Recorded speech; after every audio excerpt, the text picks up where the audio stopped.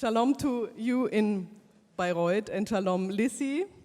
Lizzie Doron is a very famous writer. She's a bestseller author. She used to be an icon in Israeli society for the second generation. Her first books were about the Holocaust and surviving the Holocaust. She herself is a daughter of a Holocaust survivor and wrote her first books about it, and now the books were printed as school books. Every school pupil in Israel had to read it and likes to read it. But then, 8 years ago, 10 years ago nearly, you decided to concentrate about another subject. You want to write something new. And you were in Rome. You were at the conference of the Middle East conflict, not a very nice subject. And you met somebody. Could you tell us about it? Shall I start from the beginning? Well, short. Short. I'll do it very shortly because I think that it's important to understand the present and hopefully my future. First of all, I must say something because I go with it from yesterday evening. I feel that I came from the past. I still use a notebook, a pen, and a pencil, and of course the computer with, Windows, etc. But it's, for me, very exciting to be in the future. And with you, it's a feeling that I am in tomorrow. But I'll take you a few steps backwards, and I want to start with something that can work also on your thought and feeling, I believe. I never dreamed to be a writer.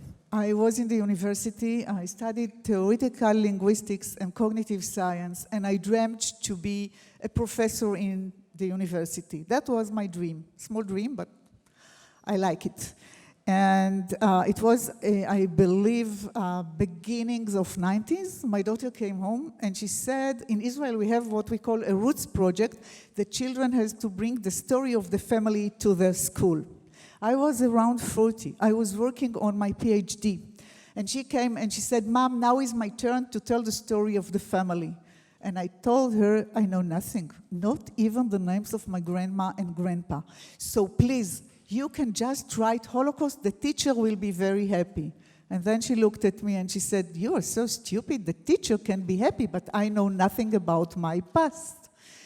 And that was a turning point in my life, and I decided to help her in her project for school, and I wrote just memories. My parents almost passed away. I had no documents, no information. I grew up in a silent home, and I knew nothing, even where my mother came from. I just know that she had a tattoo number of Auschwitz on her hand, but nothing else. And then I, for my daughter, retrieved memories, imagination, fiction, and, I asked you friends to help me to build up a kind of biography. And this became, at the end, my first book. And this was a beginning of a dramatic change in my life, because then I felt that I have to dig in my past to know more about my story.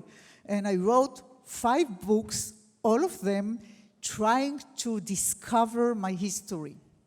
And then the books were very successful, which I was very happy. It's nice to be successful, and it's a very good feeling. And it's translated into German. Das Schweigen meiner Mutter, warum bist du nicht vor dem Krieg gekommen?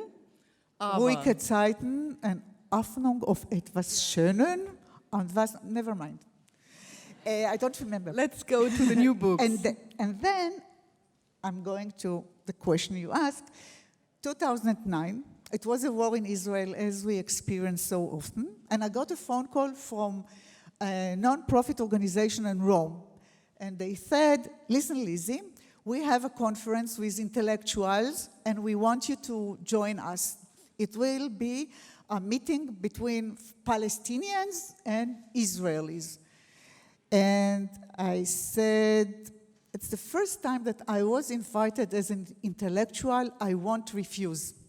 So I take the suitcase, I went to Rome, and that was a very surprising conference because they knew that the participants are enemies. So they said that they have a very special program. they didn't want us to discuss problems, issues, questions. They just take one Palestinian, one Israeli, and they told them to go to speak in front of students in university, to go to TV station, and everyone has to listen to the story of others. And I was happy because, you know, Holocaust is a winning story. And I said, I have a story, I will give him a fight. And he was a Palestinian, came from East Jerusalem. He was born in East Jerusalem. And he started talking about his life under occupation. And he told stories which I had no clue that we, the Israeli, are responsible for his rights, for his not having a passport, for all other problems. And that was a kind of a turning point. At the beginning, I believe that he's a liar. You know, sitting with the enemy, you came with a budget of previous knowledge. I was not open enough to get the information. But something was really important, and I must be honest. He was a charmer, he was very handsome, and I felt that I can be in love with this guy. So how can we ready to kill each other? And at the end of the conference, I told him, listen, I want to know more about your life. And then I went for 3 years, 2 days on a weekly basis, to live with a Palestinian family under the occupation in East Jerusalem. And I wrote a book telling the story of this experience. And I was very proud that I could listen and be able to develop empathy to the enemy. And I wrote a book, and I brought a manuscript to my publisher. And he looked at me and he said, Lizzie, are you crazy? Nobody in Israel will read a book. You are an icon of Holocaust. Holocaust is selling well. You should continue writing about the Holocaust. And I looked and I said, listen, I did a lot for our memories. Now we have to be much more sensitive and to listen to the pains of the others. And no one in Israel was ready to publish the book. I was lucky enough that my German publisher, the TV, did it. And that was the beginning of a new era in my life. So I didn't choose it in a way. I felt that now I have much more motivation to deliver the stories of others. And I couldn't stop. I couldn't go backwards to the Holocaust stories. And I just wanted to know more about my enemies. And this was really another trigger point and transformation. But this point changed my whole life, and not just as a writer, just as a human being. So you changed the life of yourself and a little bit of the world by writing don't the exaggerate, story of mine Namit. is enough. Yeah, but maybe many readers, because the book became a bestseller and it's in German. Who the Fuck is Kafka is the title, which has nothing to do with Kafka, because Namit didn't know who Kafka is. That's why you named it after it. But it never was published in Hebrew, in your mother tongue, in your writing tongue. It never came out in England as well, in English, because Great Britain has a boycott of Israeli authors. You're an Israeli author, but you even made it worse. You moved to Berlin as a Jew, as an Israeli Jew. The Germans killed 6 million Jews. How does it come? Wow, it's a difficult question. First of all, I must say something before I'll answer, that I found that not just in Who the Fuck is Kafka, but basically my best readers, those who really understand deeply my stories, were the German readers. So even with the first stories, which are dealing with my biography in a way, and I was open enough to speak about everything, I found that I can deal with enemies in a way. Maybe this is a new profession. I'm in love with my enemies. And I felt that I can do the best work together with the Germans. And it was, in a way, a place in which I feel that it's a kind of a second Heimat. But again, I cannot leave the past. I have to go to my past. I grew up with a mom who, of course, was an Holocaust survivor, but she came from the German culture, and all the nights when she learned the language and the culture, she walked at a room in a small apartment and read out loud Schiller and Goethe, and she spoke with me German language.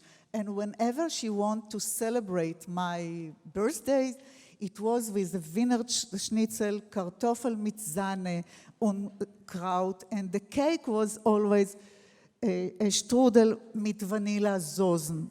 So, and she always told me that it's always a story of a people. It's never a story of a tribe or a nation. And after she passed away, I found that she was saved by a Nazi officer that helped her to overcome, in a way, the Holocaust. And she always said that there was no Holocaust survivor who didn't got a helping hand from someone. So I grew up with a mixed feeling towards Germany and the Germans, because I was 6 when I heard about Unter den Linden or Brandenburg Gate, and I saw a lot of pictures of Germany, and Germany was for her a dream. And she always said that I'm not allowed to fight with culture. I can fight with bad people, but not with culture. And in a way, I see that my life right now, I'm sharing my life in between Tel Aviv and Berlin. So I have Ich habe zwei Heimat. And now the Heimat is not even a country, it's a community. One Heimat is Tel Aviv. I cannot live in Jerusalem, even though Israel is my country and I have just an Israeli passport. But I can live in Berlin and in Tel Aviv. I'm not sure I can live in other places. I need something to feel that it's open, international, young, vivid, and places that are working for changes. And I feel that it's wonderful to have my personal Heimat. I build up an imaginary Heimat, and I right now very happy with this. But even if you're not a hipster, you're wearing a fitness tracker. So no, that to be healthy, I'm yeah. old and I have to make a lot of workouts to continue and you're to a lady stay healthy and alive, you know. You're a lady of the word and Knight of the pen. You have an Instagram and Facebook and Twitter account. Instagram, no. Instagram, yes, no, but no, you don't post anything. But you have, I have 400 everything. Followers, so... Ah, really? Yeah. I was not aware of that. It's getting something what now. else can you tell me about? And all your books, of course, are available as e-books. And I would like to recommend you one which you will find in your bag as well, and Lizzie would be happy to sign it if you want to have it signed. It's Sweet Occupation. It's an English title, but it's German as well. And it is, tell me about the 6 persons you portray in a, is it fiction or reality, or both? Oh, that's really, this is my favorite book. My publisher is here. I hope she didn't listen because I have to recommend that all my books are my favorite, but this is a very special book for me because it's a message and it's not just a story or, you know, literature. I went to visit my Palestinian friend from Who the Fuck is Kafka, from the first book, and then I met a neighbor and he stopped me and he said, listen, Lizzie, I believe that I will be your next book. And I looked at him and said, what? And he said, I have a very interesting story for you. And then I asked, what's your name? And he said, Muhammad.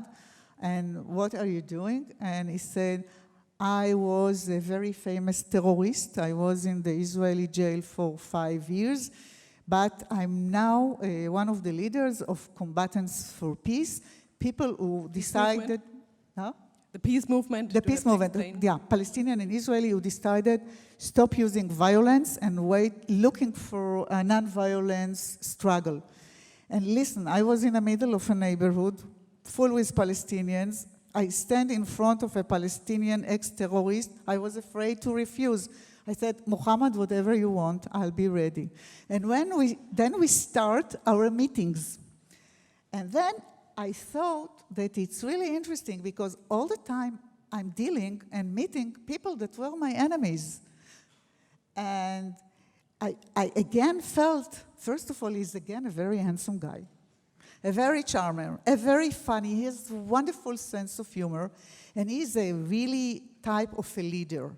And this was the beginning of being able to meet more terrorists. And I'm dealing with the question, why people are ready to kill somebody else? What is the motivation to take the life of others? And I think that with these 6 people, few Israelis and few Arabs, I just wanted to know people that killed others and to understand what was the moment they were ready to do this. And it was for me fascinating because I felt that it's not easy, I must say, to listen to people that killed others. But as a writer, I felt that I have a tool to deliver the story and to make people more understanding motivation and desperate people that are really ready to take a knife or to throw a stone and wish to kill somebody else. And then what helped me to go over those stories, I believe, was that they made a change in their life, and all of them are now fighters for peace.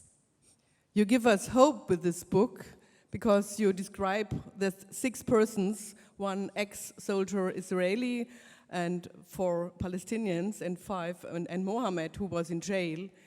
And I want to end with 1 sentence which give us hope. Hate is an emotion, but peace is a rational decision.